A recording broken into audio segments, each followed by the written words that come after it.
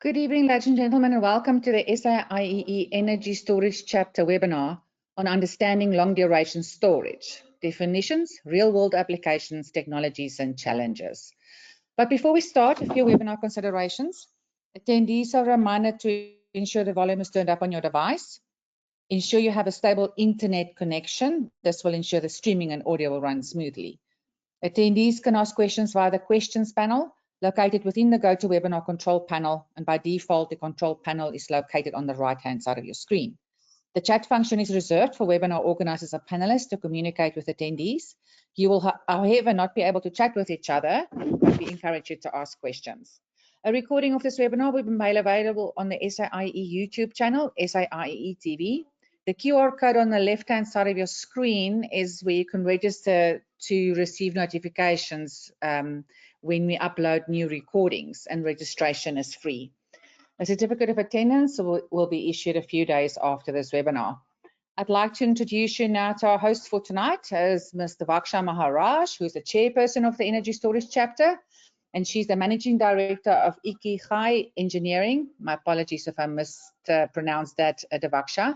It's a multifaceted consultancy focusing on management consulting, renewable energy technologies, electrical maintenance and installation services, and training and development.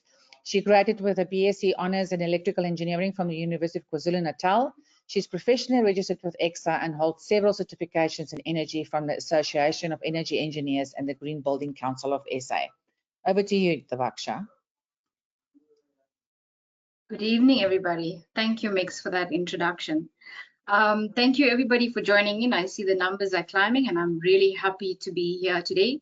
It's been a while since the Energy Storage Chapter has held a webinar, and that's because we've been doing some exciting things in the background. I have today with us Chris Joubert. I will get into introducing him now. The topic for today is long duration energy storage, and I think it's a topic that seems to go onto the sidelines when we start to look for quick remedial actions during renewable energy integration. It is vital, as we've seen recently with the dilemma that Spain and the European countries were put in recently. And I think ensuring grid reliability, to start off with, sorry, it's been a long day, is one of the key things that we seem to want to head towards. But flexibility and resilience are two other important aspects that seem to go under the radar. So today's webinar, we are going to be looking at long duration energy storage by going back to basics and having Chris to explain to us just from pure definition of what it is. We'll then be looking at challenges with implementing the technology, and he's got some fantastic applications of them, where we can now start exploring them and looking at energy security, which will enable us to try and get a successful just transition. Okay, I'm going to now hand over to Chris, but first let me just do a quick introduction. Mix, can you change the slide? Okay, thank you. Thanks, Chris, for coming on board. Chris is an active member of the Energy Storage Chapter. He has been on the chapter for a number of years, way before I joined. I am privileged to have him with us today as an expert, because I see the amount of years that he's put in, and he's such an amazing gentleman to be around when it comes to these discussions. He has a work history of 52 years with experience in mechanical and automotive engineering, quality engineering, software development, marketing, strategic planning, and global business consulting within the customer service environment. Since 2017, he has mainly focused on energy storage.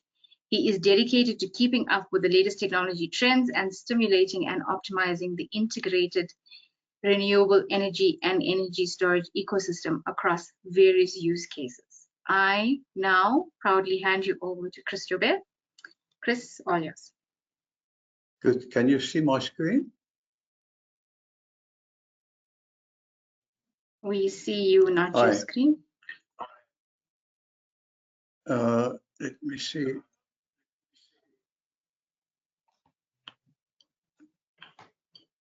I'm sharing it now. Okay. Can you see it now? Yes, maybe if we can get it in presentation mode. Just display, swap your display settings, Chris, in the middle center. Yeah.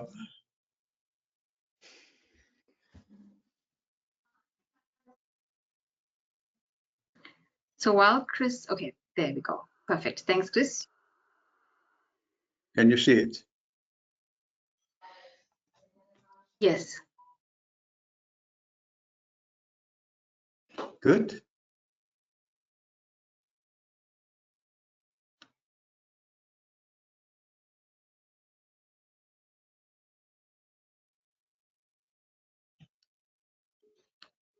Right. Yeah, let's go. Things to talk about in terms of long duration energy storage. I'm going to start off just with a very short introduction to typical news items on this. I can keep you busy all night with that, but we'll have to just keep it short. And then what is quite important is the real definition of long duration energy storage, and then some use cases to show where it is really essential to work with long duration energy storage. So if we look at what's in the news, I just took one from earlier years, 2020, 2021, then 2023 and 2024. And if you Google for long duration energy storage, you will have lists and lists of news items. There's a lot of talk about it. However, the problem is that people talk about it, but when it comes to actually installing batteries, they go for the lowest cost CapEx battery without looking at long life and long duration. Until you experience the necessity for long duration storage. Now, we can see that in the USA, there's now quite a drive for long duration energy storage, and I'll just refer to that quickly. West Coast and East Coast. In Europe, they are starting to wake up on this, but I'll have some comments on that as we go. Yeah, in the UK, House of Lords has now got a report on long duration storage, the one in the middle here, and they are now serious to get involved with long duration energy storage, and I'll show you later on exactly why. Then the Long Duration Energy Storage Council, they have some interesting information on long duration energy storage. I don't agree with all of what they say and do, but the essence of it is very good, and it's useful to spend some time on their website. But the core thing is that what they say is that long duration energy storage is a technology that enables renewable energy to power grids and accelerate carbon neutrality. Renewable energy just cannot get to the optimal performance without a long duration energy storage, especially with the variable weather that we experience. I mean, it's just normal for wind and solar to not be always available, and we will show you some charts on that. And what they say, this text comes directly from the website and extracts from the annual report, 2024 annual report. And they say that we can accelerate the transition to clean energy future affordably, reliably, and sustainably through long duration energy storage. And that is quite core if you understand how it all integrates. Then we know that wind, solar, and other renewables are some of the lowest cost forms of energy generation, but we need storage of increasingly long durations to match supply with demand. And this is becoming more and more visible as we go along and as we start planning for 2030 to 2050. And there are, you will see a lot of detail on what the requirements will be. And this imbalance between supply and demand is currently mostly met through burning of fossil fuels. And what they say is now is the time to use flexible long-duration energy storage solutions to achieve net carbon neutrality. We will need about 8 terawatts of long-duration energy storage by 2040, which is quite significant. And that means there will be quite a movement towards long-duration energy storage. If we look at the annual report, it's worthwhile downloading that from the website of the ldescouncil.com. And the key findings is that it's just a repetition of what I've just said. So I'm not going to repeat all of that, but essential for decarbonization of energy systems. And they say it must scale up to 50 times.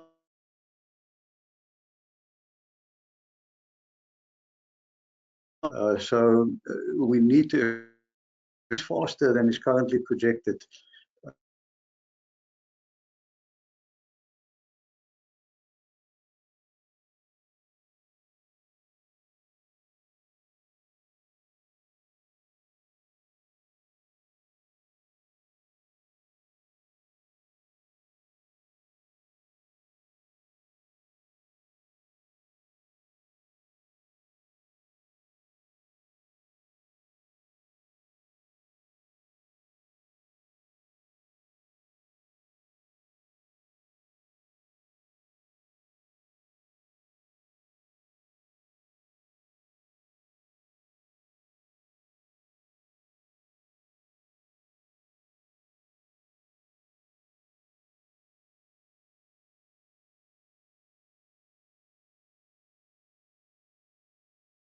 Is that important, and what is the actual purpose of long duration energy storage? I'll comment on that later as well. Now, the term long duration energy storage is about technologies that store energy in various forms, and this is a LDES Council definition, including electrochemical, mechanical, thermal, and chemical with a discharge duration of 8 hours or more. So this is one of the definitions. These resources hold energy or heat for extended periods, ranging from hours to days, weeks, or even seasons. Now, we will get to that just now, but it is critical to the decarbonization of the energy sector. So just two interesting news items that I picked up in the week. One from California. The California Public Utilities Commission, they are now really targeting long duration energy storage, and they establishing near-term pathways for LDES projects through its reliable and clean power procurement program. They're also working on with the Department of Water Resources, not saying that all long duration energy storage must be through pump storage, because there's a limit to what we can do, and also that the time to introduce new ones is limiting. But they advised that the state needs up to 37 gigawatt of long duration energy storage to retire the remaining natural gas plants by 2045, just in California. Then if you look at New York, they've got a slightly different issue. They are using hydro energy in a big way, but it's difficult to build new hydropower today. And of course, for pump storage, you need more than just hydropower. You need the geographic environment for that.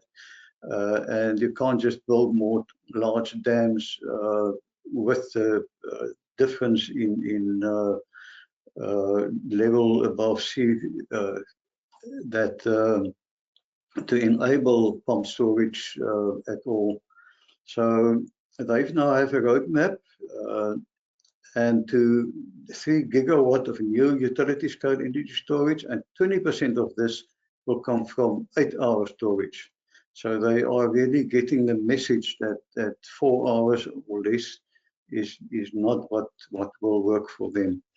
So there is this link to these news items, and you're welcome afterwards if you get this presentation to look it up. Now, what is the definition of long duration energy storage? Now, there are different definitions depending on who you talk to.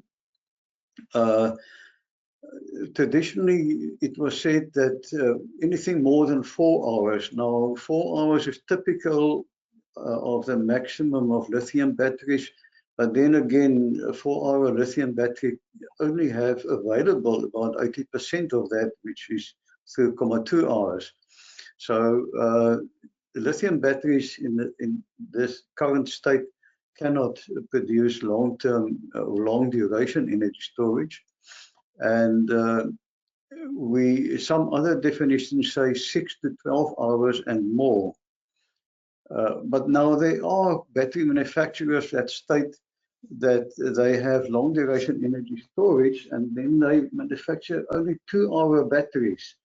And because, and they call it long duration because you can discharge it for between 2 and 12 hours.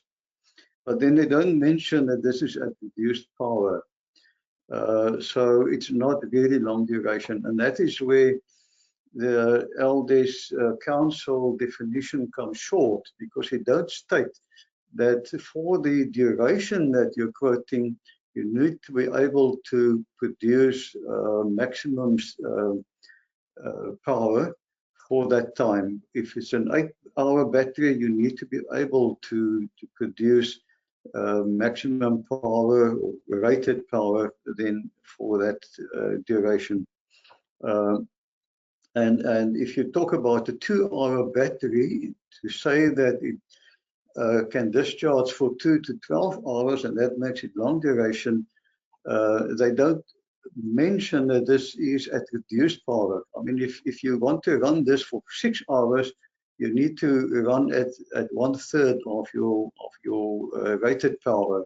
For 12 hours, 1/6 of the rated power, and that's not the name of the game. So TAL is actually listed as a long duration energy storage OEM, which is definitely not the case. It's a superb battery, and I work with it for specific applications.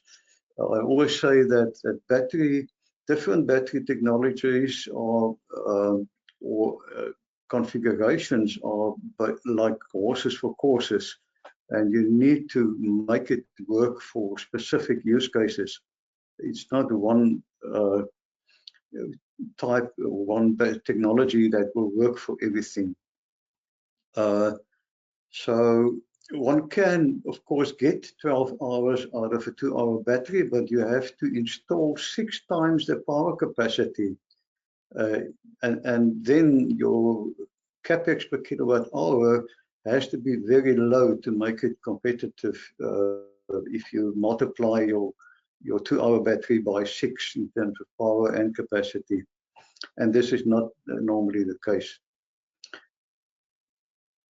So again, on the definition of long duration energy storage, an interesting fact that comes along is that some definitions talk about long duration energy storage versus long-term energy storage, because there are more and more people now that talk about long duration energy storage in terms of months and years even, and that I think one should distinguish then and call that long-term energy storage rather than long duration energy storage.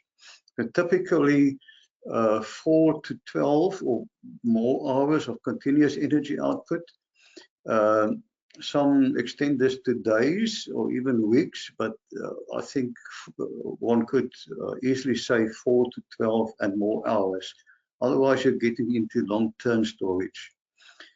And the kind of technology that you use will be different. Your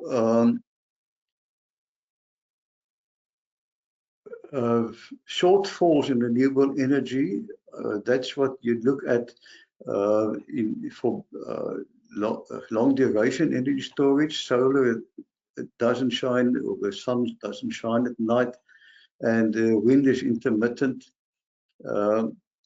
So a battery that can power a grid for 10 hours straight during peak demand is what you would need this for. And there are other applications that we'll talk about. Long-term storage focuses on seasonal storage and systems, specifically systems with low degradation even over years. And typically they don't necessarily have high enough round-trip efficiency for long duration energy storage, which should also be used for grid stability, etc., and frequency regulation and things like that, where you need a higher round-trip efficiency. But things like hydrogen, compressed air, pumped hydro, thermal energy storage, that could be used for long-term energy storage. And we'll still have to see what will be the winners in that respect.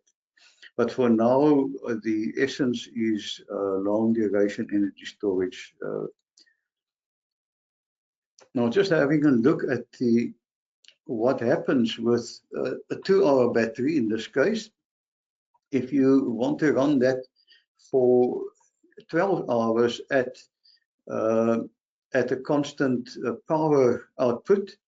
So if you run it for 2 hours, you will get your 100% power output. Power is on this scale here, and the percentage capacity is on this scale on the right-hand side, but it's a percentage, so they look the same.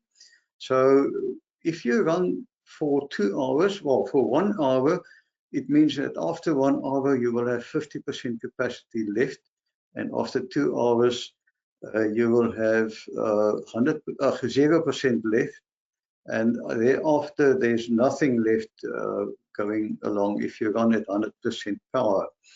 But if you want to run at 3 hours, then you need to run it at 2/3 of your rated rated power, and 4 hours, half of the rated power, etc. So if you want to run that at for 12 hours, you're working at 1/6 or 16.7% of your rated power, which is not the name of the game in terms of long duration energy storage.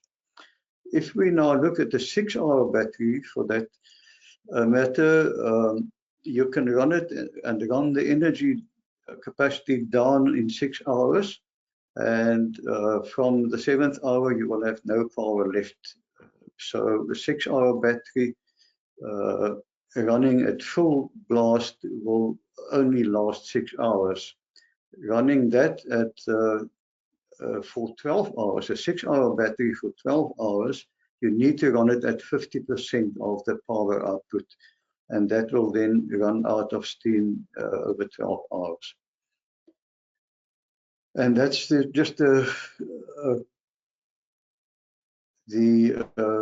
all of those 3 slides together, and it's difficult to make sense out of this, so one will have to revert back to the separate charts, I would think. Now, this chart speaks to long duration energy storage and the integration with solar energy and cost and all of that. It's a performance chart that I've developed over years, where you need to find an optimal solution, cost optimal solution between solar and or wind, and then battery capacity and battery duration. Now, you can see this amber line here is typically a 1500 kilowatt, 9000. In other words, a 6-hour battery of 1500 kilowatt. And as you increase the amount of solar, your availability over time, and this is calculated over a year, and including all of the weather variation and the use case or the load variation. It means if you want to run at 95% availability and do the rest with backup generator, then you need about 5,000 kilowatt P of solar installation. The interesting thing is that if you look at these two lines here, the green and the dotted purple, then the dotted purple is an 8-hour battery of only 1,500 or 1.5 megawatt power, and then the green battery is a 2 megawatt battery, and that gives you the same performance, the same availability used with different installations of solar power. And because you have lower power capacity with the purple one, it is the lower cost item. So that's what long duration energy also gives you. You will see the best one here is the 2.5 megawatt 20 megawatt hour battery. It's an 8-hour battery versus the same power is this brown line, that brown line with the 5 there, and that is also 2,500 kilowatt, but only 6-hour battery. So they also quite close there, and there's quite a difference as you jump to the 8-hour battery with the same power. So each of these numbers are typical points on the curves where I calculate the total cost of ownership over 20 or 25 years, and then I add the actual total cost of ownership to these numbers, and one could then see what is the impact in terms of cost and where you find your optimal combination of solar and battery power and capacity. And then the total cost of ownership then includes the remaining percentage that is run on diesel generators. In the past, we worked with diesel generators, but these days we can actually use biofuel generators. And so it's not all that dirty, but still more expensive than running solar and battery power. Now, what's interesting is that at different points on this curve, the cost increase is different in terms of battery capacity. If you run across the battery capacity and power, and in the solar energy implementation. So when you get to the right-hand side here, you have to add a lot more solar installation in order to get the same kind of increase in battery performance. So one need to go through such an exercise to find your optimal point on any of these lines. This is something that I found quite useful in the past. Now, looking at the so-called famous duck curve in California that I were working with for a long time, you will see that this line which is the required generation in 12 was quite high, and that's where the duck, the back of the duck came from. But every year, as they install more renewable energy, they need less and less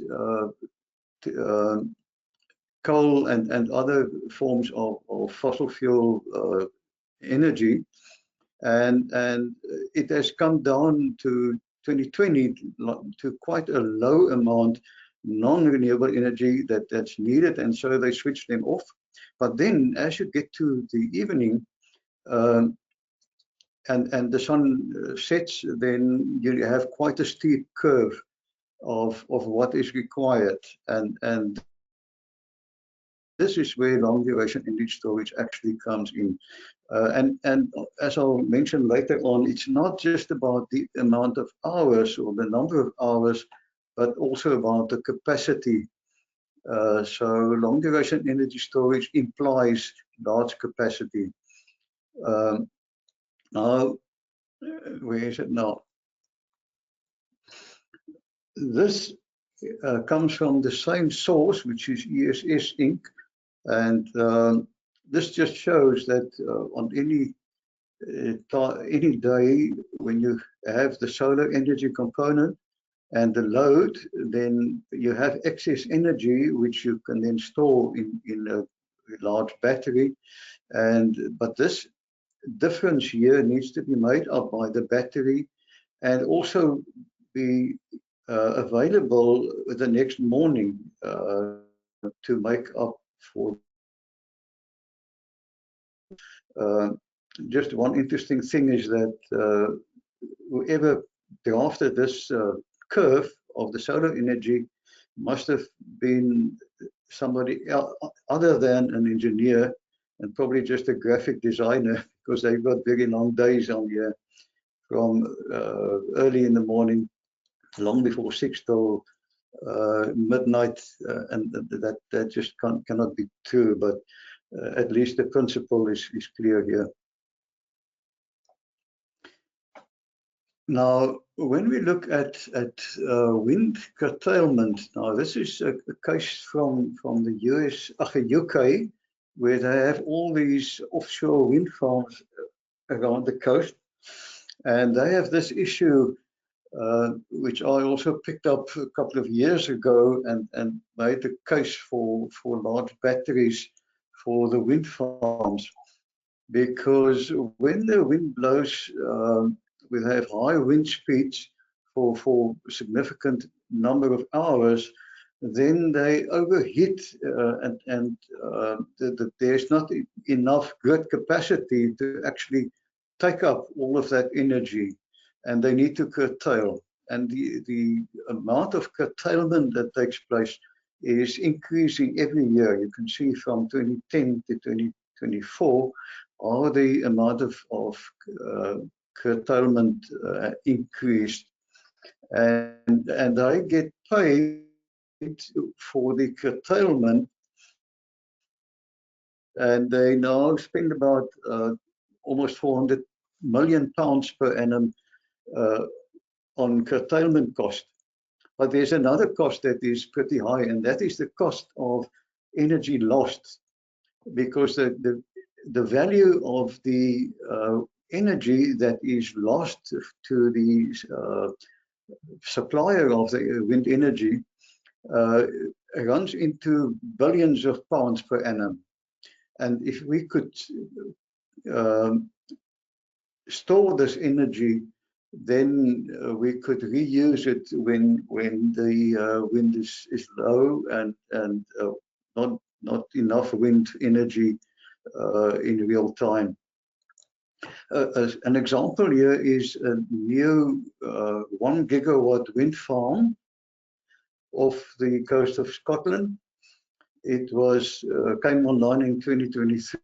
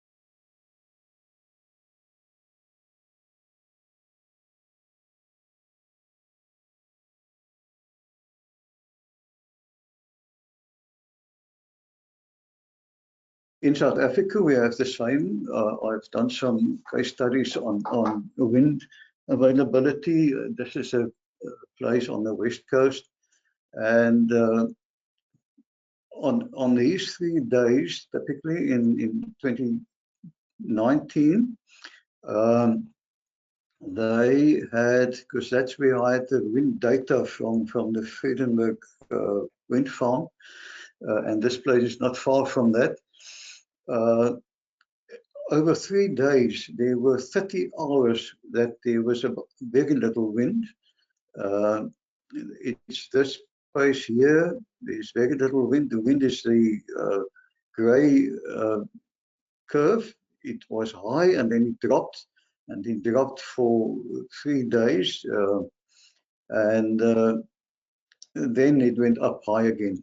So we needed energy in that time if we wanted to cut on Eskom power or generation cost.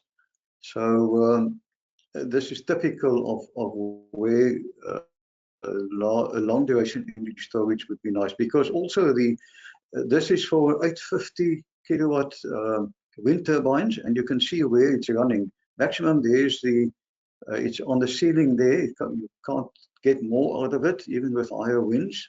It will cut out. And the solar energy, which is the blue, was it's 800 kilowatt P installed solar energy, and it was under 600 here, and here it went up to almost the load factor, which is of the load requirement of about 500 kilowatt, and then here it was much lower again. So wind and solar combined was just too low in that period, and that would mean running a lot of generator or using a lot of Eskom power if you use that as backup. If we for a different location, I had a similar exercise. This is just looking at the variation in wind energy across a year. If I look at the days in the year, and I look at the day with the maximum wind energy, that is the red line at the top. It was at its maximum over all 3 days, and then over the day, and the dotted line is the day after, and it was still maximum, and then it dropped down.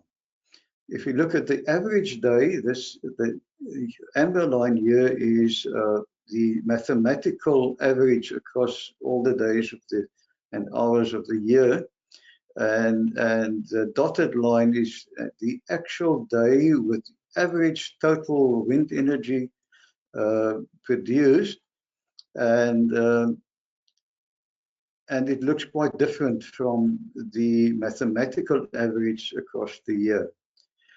And I do this to show you this just to reinforce the fact that one cannot do your planning on average or total annual wind or solar energy, because your variation means that you will miss on requirements such as this, where the solar and the wind especially is less predictable, and you need to provide for that.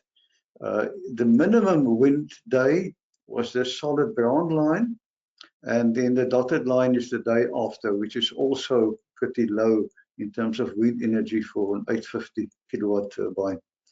So again, this reinforces the requirement for long duration energy storage. A 4-hour battery would just not make it. Now, if we talk about, I must hurry up.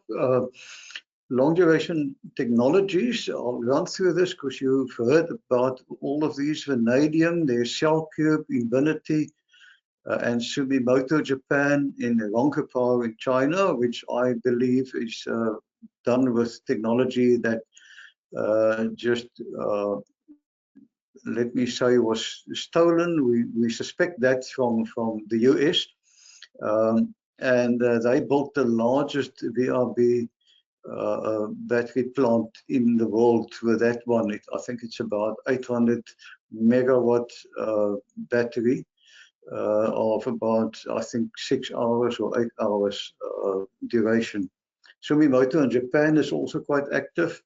CellCube is less active, very good technology, but all of vanadium just becomes very expensive because of the price of vanadium. Then the all-iron long duration storage or flow battery is ESS Inc. I've done quite a bit of work on this, and it's excellent technology, but they struggled to get into the market and then also to get to volume production. Zinc bromine, that's a red flow battery, but they went under and ceased operations last year. And then Lockheed Martin has an interesting flow battery. They took a number of attractive elements and optimized a combination or a mix of all of these elements in the electrolyte, and this seems to be quite successful. But they are just at this point in time building them for the Defense Department in the US, and they also then planning to go into Europe for that. Other technologies that could be used for long duration: zinc hybrid. There are two that I listed here. EOS. They can do 3 to 12 hours through different tank sizes. It's not external tanks like with normal flow batteries. And they are now, as we speak, I think last week, they got their volume production automation up and running. And they are quite excited about that, because that is the one difficult thing to with flow batteries typically. And then eZinc is a Canadian battery, and they can vary the tank size per module. But I actually was quite excited about it until I found that the round-trip efficiency is only about 40%. Then there's another very exciting one, organic solid flow technology. I didn't put their name in here because it's quite confidential. I have high hopes for this for our own business, and they build the solid flow batteries in 5-hour or 10-hour building blocks, and you can mix and match as you need.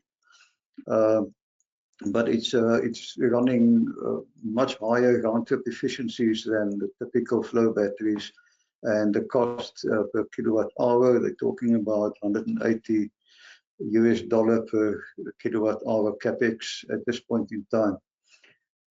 But it will take some time before they commercialized.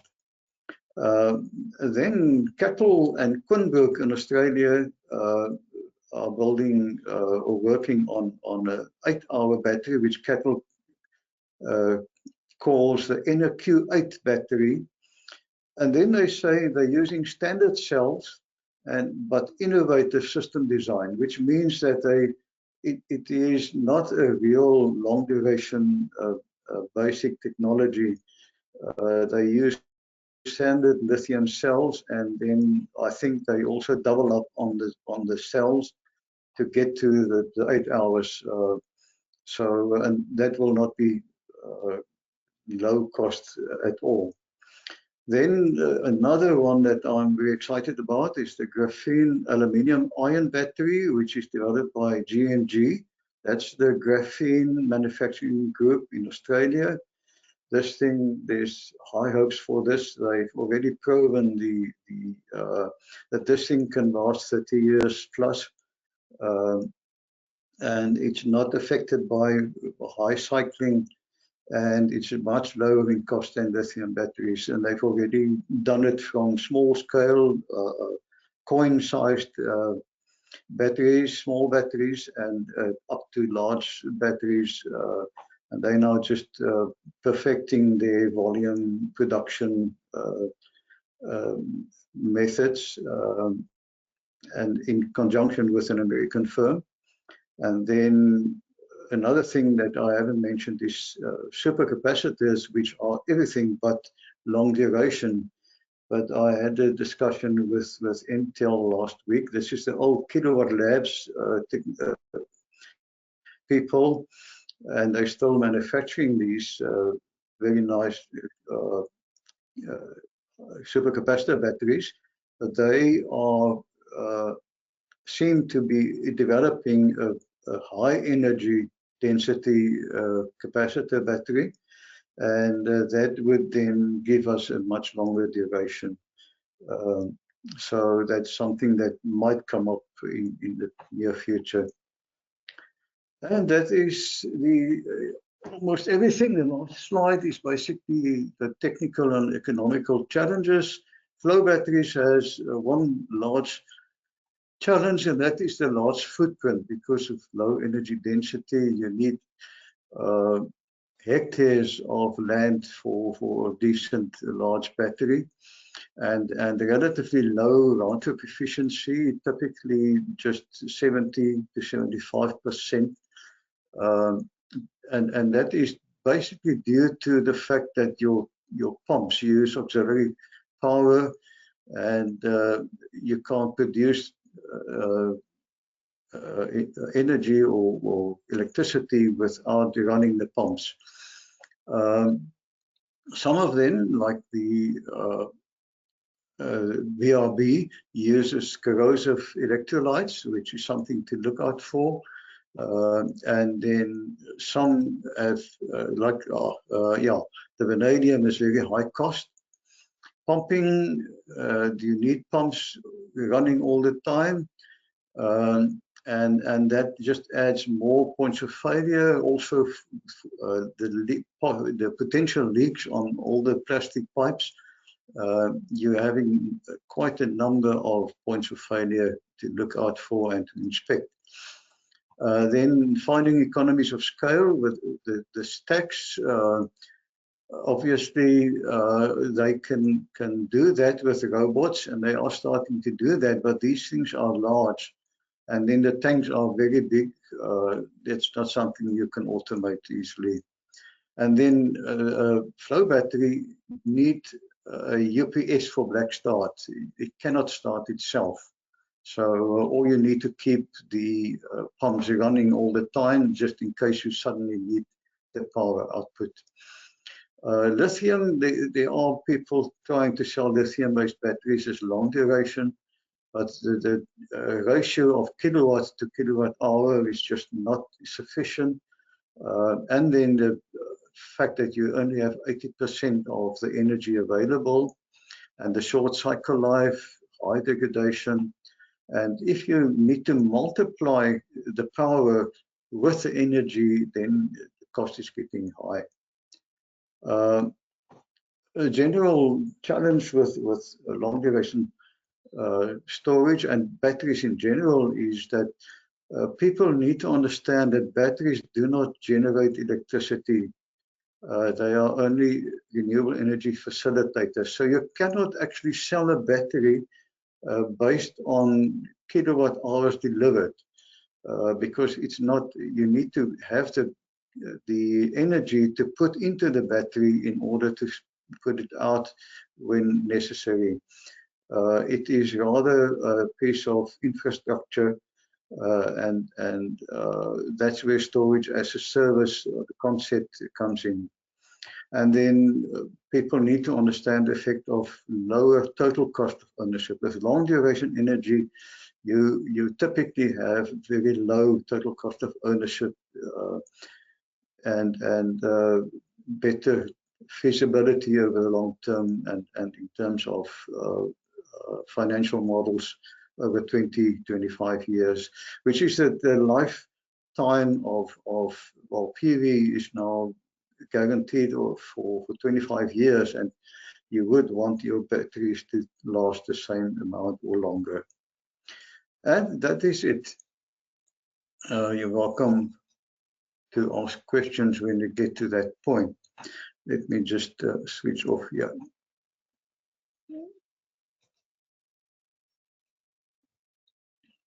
Thank you, Chris. That was very informative.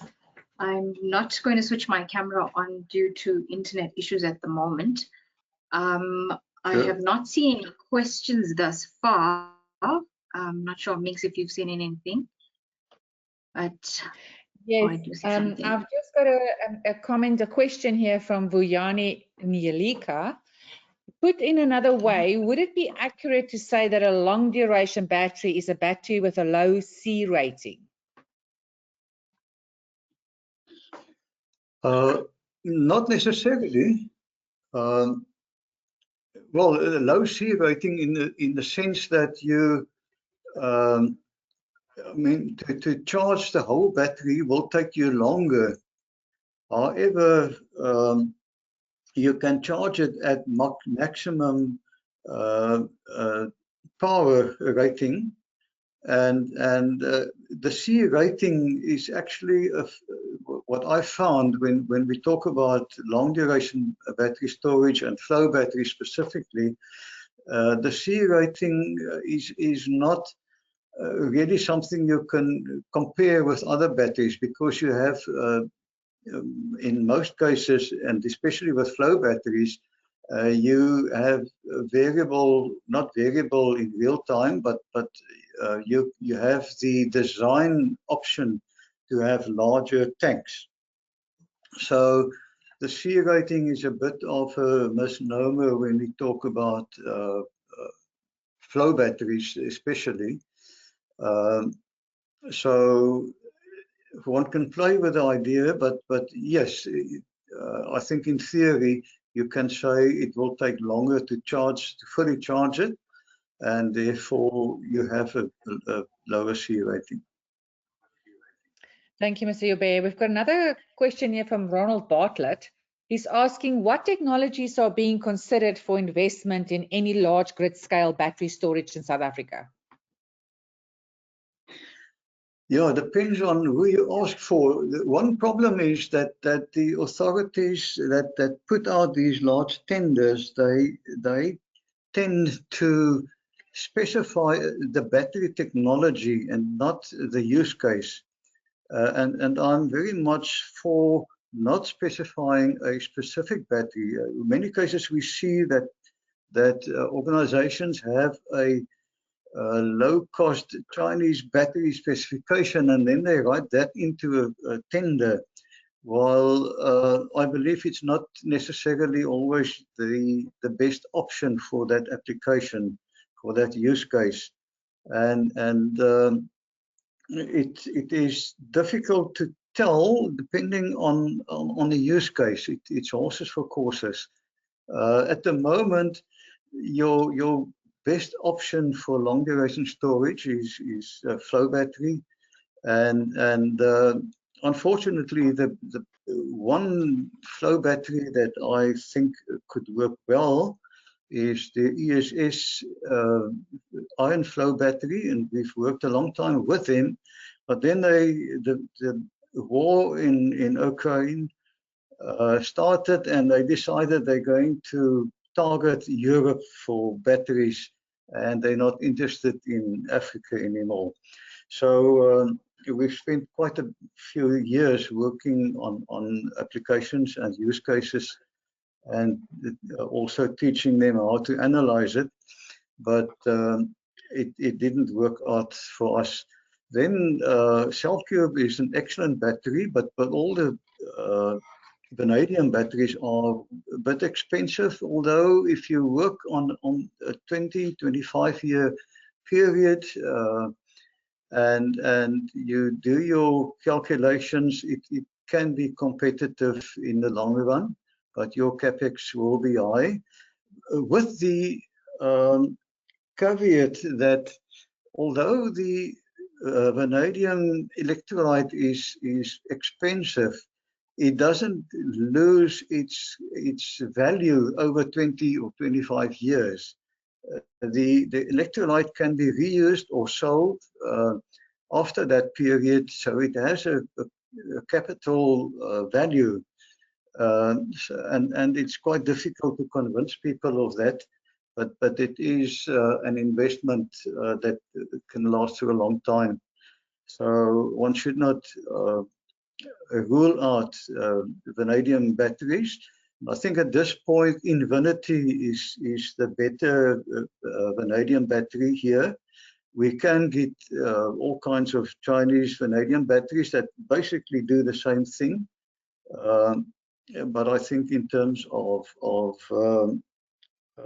track record, Invinity is currently the better one. This X that I showed, I think is going to be quite a good option, but you will have to wait 2 years for that. So that's basically what's available now. In terms of long duration storage, is mostly flow battery technology. Thank you, Mr. Joubert. I've got another question here from Piwe Jara. Can these long duration batteries be used for ancillary services such as frequency and voltage support, etc. as well, or are they just for active power dispatch only? No, absolutely. And that's the nice thing about having the capacity is you can do a lot of things. You can do all of the auxiliary services that you can do with the short duration batteries and have capacity left. So I've done some exercises on an application in the UK, or a few applications there, and the only thing that handicapped us there was the sites that were allocated for peaking power plants had limited space, and some of them also did not have the import connections. They only had export connections for gas engines.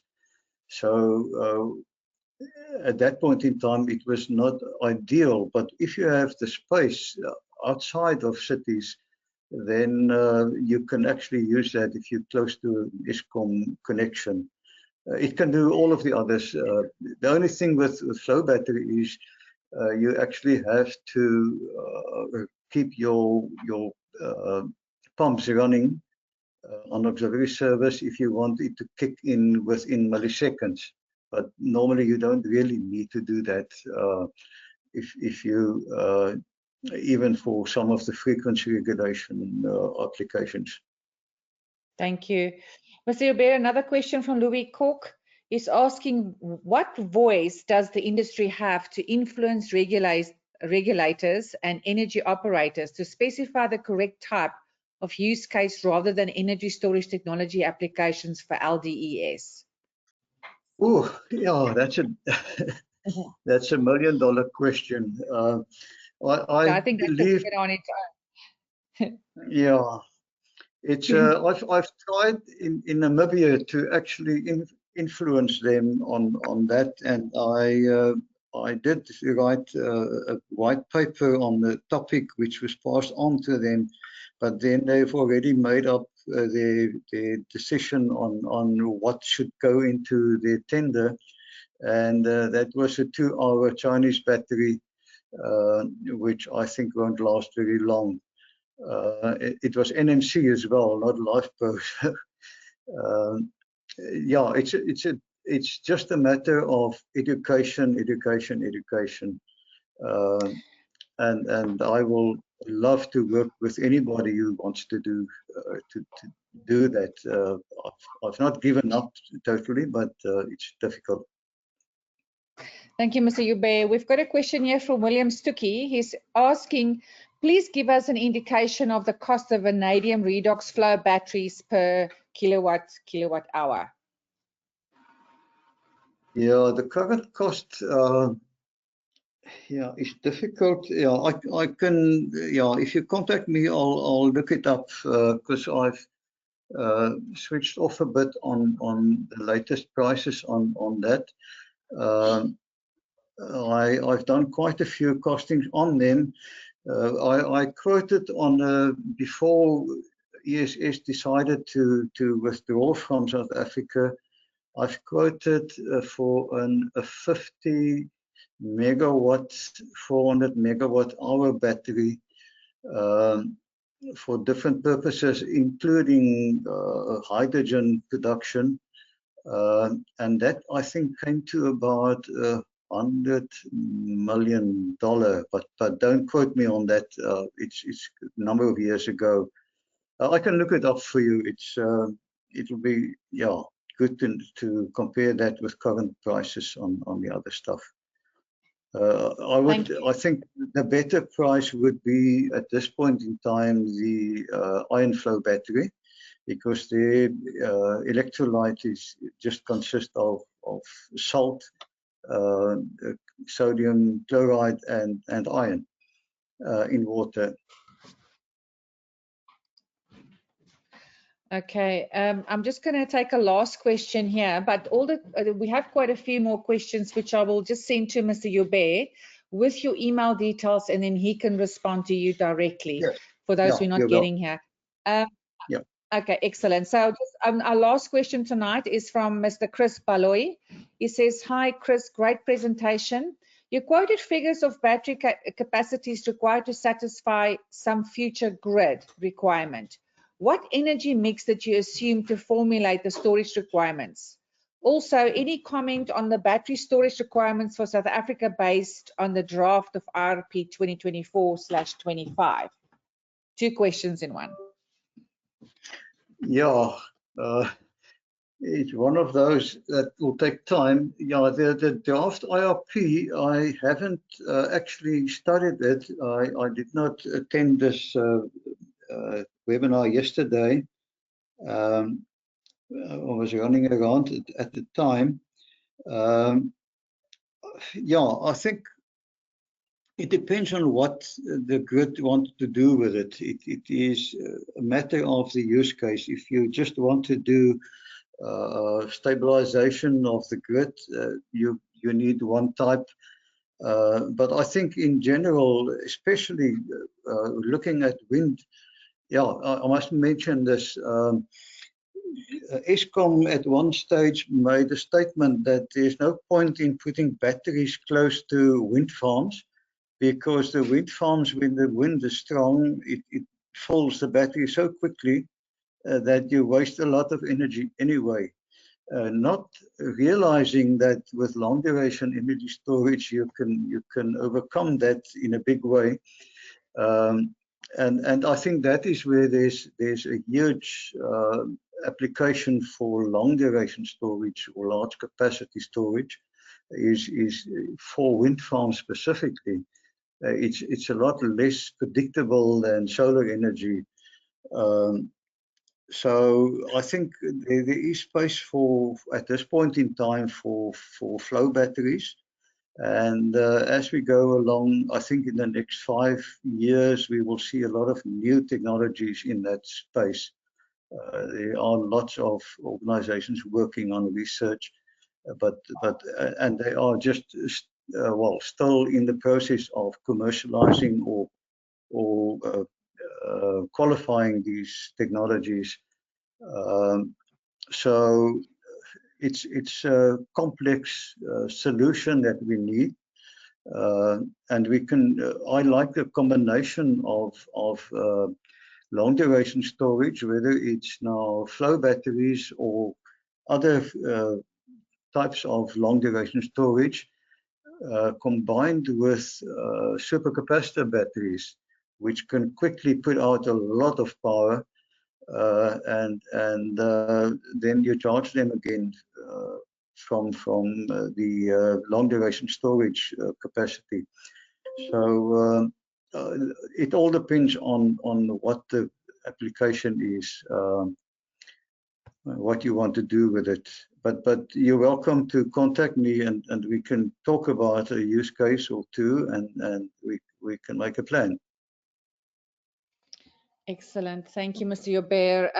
That will be all the questions for tonight, but I will send those, so that the questions we didn't answer, to Mr. Joubert, and he will respond to you directly. Over to you, Davaksha. Okay, thank you, Minx. Thank you, Chris. As Minx mentioned, we are happy to have the engaging session that we've had this evening, but unfortunately we have to close out this very important topic. If you email either Minx or Energy Storage Chapter at saie.org.za, we will have all the answers from Chris sent to you directly. So I thank you once again for joining us. Before I close out, on the handout section is our latest copy of the What Now magazine.